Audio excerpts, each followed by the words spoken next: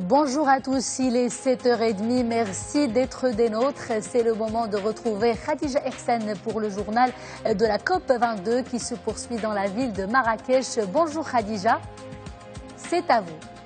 Bonjour Nisrine, bonjour à tous et bienvenue dans ce journal de la COP. On va commencer d'abord avec les titres. Et hier, Sa Majesté le Roi Mohamed VI a présidé la cérémonie d'ouverture du sommet africain de l'action. Dans un discours prononcé à l'occasion, le souverain a mis l'accent sur l'importance pour le continent africain de s'exprimer d'une seule voix et qu'il exige plus de justice climatique. Et les commentaires se sont bien sûr multipliés en marge de ce sommet. Les chefs d'État et ministres africains se sont notamment exprimés sur la fâcheuse question du financement.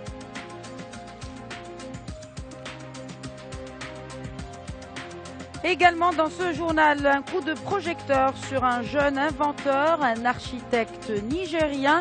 Il a inventé un nouveau type de brique pour un habitat économe en énergie.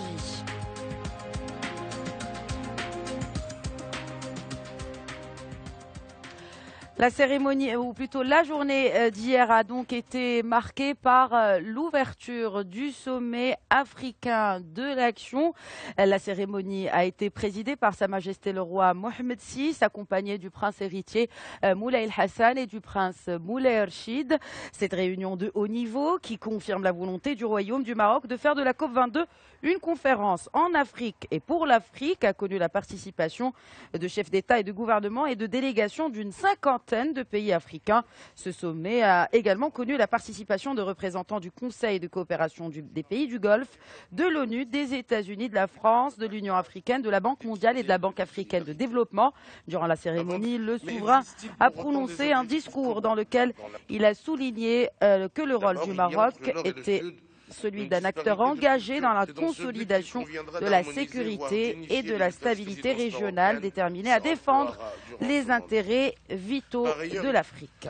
Faut-il rappeler que les acteurs ne manquent pas de force d'engagement? Et le souverain a également proposé de dessiner une Afrique résiliente aux défis du changement climatique, une Afrique qui s'engage résolument dans la voie du développement durable. Le souverain a mis l'accent sur l'importance pour le continent africain d'unifier sa voix pour exiger une justice climatique et mobiliser les moyens nécessaires pour lutter contre les changements climatiques.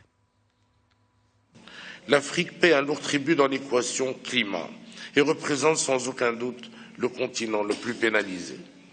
En effet, la hausse des températures, le dérèglement des saisons, les sécheresses à répétition appauvrissent la biodiversité de notre continent, détruisent ses écosystèmes et hypothèquent son progrès, sa sécurité et sa stabilité. Pourtant, notre continent n'émet que 4% des gaz à effet de serre. Or, les bouleversements climatiques à l'échelle mondiale entravent fortement le développement de l'Afrique et menacent gravement les droits élémentaires de plusieurs dizaines de millions d'Africains. Notre continent constitue donc un concentré de toutes les vulnérabilités. L'Afrique compte déjà 10 millions de réfugiés climatiques. À l'horizon 2020, près de 60 millions de personnes seront déplacées du fait de la rareté de l'eau si rien n'est entrepris dans ce domaine.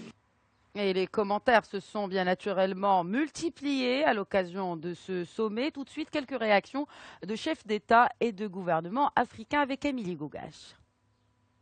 Le succès de l'Afrique. Alors que la 22e conférence sur le climat bat son plein, plusieurs présidents ont donné leur réaction suite au sommet africain. Le président congolais a salué une COP22 concrète qui entre dans l'action. Les présidents nigériens et sénégalais ont quant à eux rappelé l'engagement des partenaires lors de la COP21 à Paris. Et ils ont invité les pays à atteindre les objectifs fixés. Oui, je pense qu'il faut toujours avoir la confiance. Les partenaires se sont engagés déjà depuis Paris, mais aussi ici à Marrakech. Et après Paris, la COP22, nous sommes entrés dans l'action. C'est plus concret, c'est des objectifs plus précis. Et je crois que c'est un mouvement qui ne va plus faiblir. tous les acteurs, tous les pays sont conscients maintenant de la nécessité de mettre en œuvre tous les engagements pris à Paris afin que les objectifs qu'on s'est fixés de rehaussement de température à 2 degrés d'ici la fin du siècle soient effectivement respectés. Dans leur déclaration finale, suite au sommet africain, les participants ont lancé un appel aux partenaires stratégiques de l'Afrique. Un appel pour qu'ils fournissent un appui efficace et concret au développement durable. Lors de la COP21 à Paris, les pays avancés ont promis de financer la lutte contre le réchauffement climatique à hauteur de 100 milliards de dollars d'ici à 2020.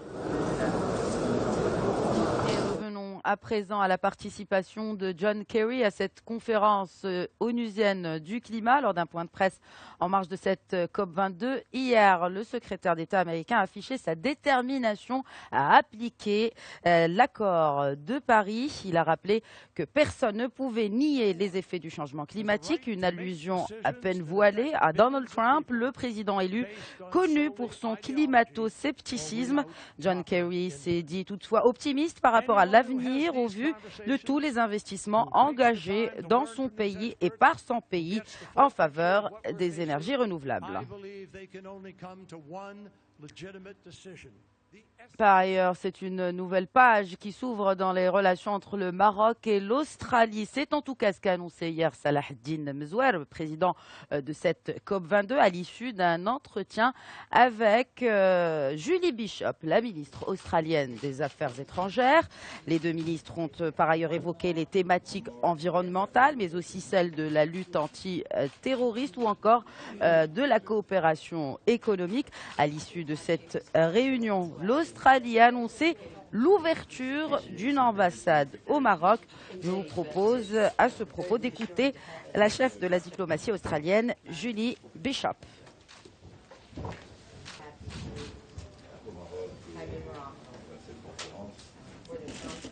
Nous reviendrons plus tard sur la déclaration de la ministre australienne des Affaires étrangères. La planification territoriale, l'un des principaux thèmes qui ont été discutés lors de conférences de cette COP22. Retour sur ce matin plutôt sur ce side event organisé par le ministère de l'Urbanisme en collaboration avec l'OCDE, où le bâtiment est au cœur d'une stratégie pour le climat. C'est un reportage d'Ilham Brada et Hayat Ziani. Un développement durable et responsable. Ce sont là les deux mots-clés de cette conférence. Il est impératif de concevoir une approche durable et complémentaire pour le développement de l'ensemble des territoires. Un défi pas facile à relever. De par la loi, un certain nombre de compétences en matière d'aménagement du territoire, en matière de préservation de l'environnement, sont du domaine de la région. La loi les donne à la région. Bien sûr, ce n'est pas encore tout à fait efficace parce qu'il faut attendre effectivement la mise en place réelle des outils. Chacun de nous doit réfléchir en tant que territoire complémentaire et pas en tant que ville à part et commune rurale à part ou espace environnant de la ville à part. Donc c'est la réflexion qui doit être globale, c'est les intervenants qui doivent travailler dans la synergie.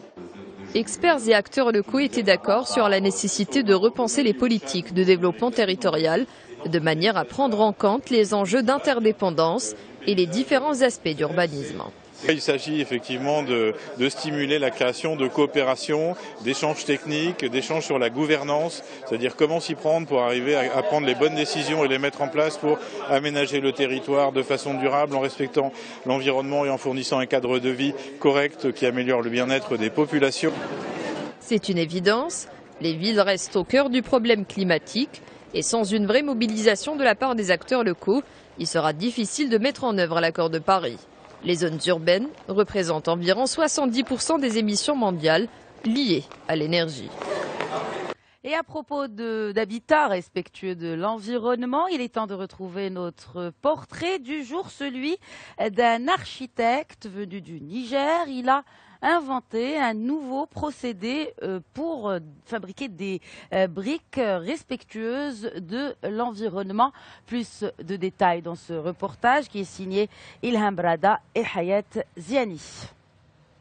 Sur le plan économique, la méthode Abou permet de réduire de moitié les coûts des grosses œuvres, ainsi que le temps de mise en œuvre.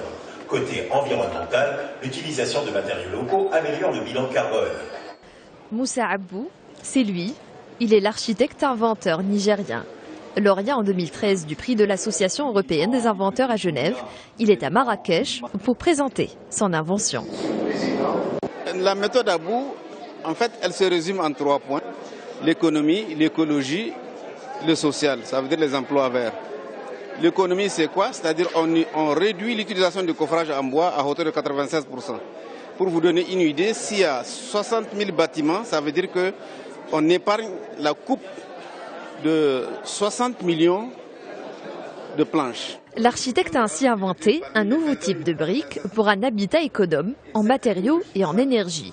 Il a construit 174 logements à Niamey et près de 20 km de caniveaux sans coffrage. J'étais venu pour le Niger, mais je suis venu maintenant pour toute l'Afrique. Parce que toute l'Afrique rencontre ces aspects et que le logement social est un challenge pour nous. Il s'est d'ailleurs longtemps entretenu avec Driss Maroun, ministre marocain de l'urbanisme et de l'aménagement du territoire. Pour lui, il est important de valoriser les techniques de construction traditionnelles tout en alliant tradition et modernité. Et vous l'avez compris donc, cette COP22, c'est également l'occasion de mettre la lumière sur ces inventeurs, sur l'innovation. Et justement, nous partons à la rencontre de Raouia. C'est une jeune ingénieure marocain qui a créé un dispositif de conservation d'aliments naturels, un mécanisme qui fonctionne sans électricité. Comment? Élément de réponse dans ce reportage signé Ilham Brada, ou plutôt Keltoum El Hassia et Faisal Abrouche. Regardez. C'est un réfrigérateur qui est 100% naturel, qui est fait en argile et du sable et qui peut conserver les aliments, les différents aliments, fruits, légumes et boissons pour une durée moyenne de 15 jours. Il y a 2 pots en argile, l'un au milieu de l'autre, avec une couche de sable qui remplit la différence de diamètre et qui doit être humidifié constamment et arrosé 1 à 2 fois par jour par n'importe quel type d'eau. Bien sûr, ça ne doit pas être une eau qui est contaminée, mais sinon, ça peut être une eau de rivière, par exemple. Donc, c'est l'eau qui s'évapore à travers du sable qui fait que les aliments restent froids. Comment? Cette eau a besoin d'évaporer et donc a besoin d'énergie pour le faire. Elle absorbe de l'énergie à partir des aliments à l'intérieur du pot sous forme de chaleur. Et donc, la chaleur, elle est absorbée à partir des aliments. Les aliments deviennent froids et l'eau s'évapore. Et avant de se quitter, notez que la COP est aujourd'hui sous le thème du Climate Justice Day. Des side events et des conférences seront au programme afin d'enclencher le processus de justice climatique pour tous dans le monde. Voilà, c'était le journal de la COP. Retour à vous, Nisrine Naouzdar. Merci à tous de nous avoir suivis et bonne journée. Merci beaucoup, Khadija, de nous avoir fait vivre cette 10e journée de la COP22. Donc, les travaux se poursuivent dans la ville de Marrakech. Rendez-vous donc demain pour une nouvelle édition spéciale COP22. Et tout de suite, la météo. Juste après la météo, vous aurez rendez-vous avec la revue de presse de Tawfiq Nasseri. Et on se retrouve juste après pour le fait marquant du jour. Merci de rester avec nous.